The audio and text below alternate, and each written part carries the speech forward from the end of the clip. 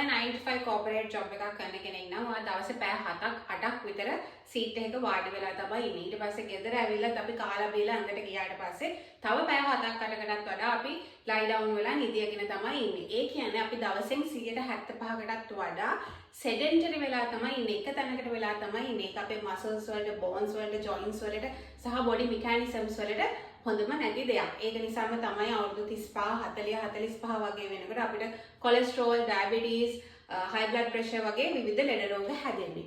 ඉතින් මේක avoid කරන්න පුළුවන් හොඳම දෙයක් තමයි ඔයා job එකේදී static stretches කරන එක. මෙන්න මේ වගේ stretch එකක්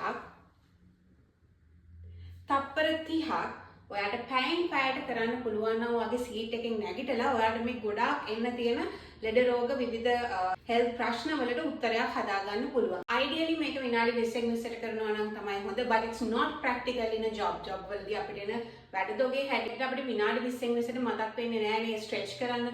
but අඩුම තරමේ අපිට පැයෙන් පැයට හරි සීට් එකෙන් නැගිටලා stretch එකක් කරන්න පුළුවන් නම් මේ විදිහට this is a full body stretch. You just have to hold it for 30 seconds. මෙහෙම කරාම ඔයාගේ muscles, joints, bones, එතකොට ඔයාගේ brain එක active වෙනවා. So start practicing this. It's very beneficial for you.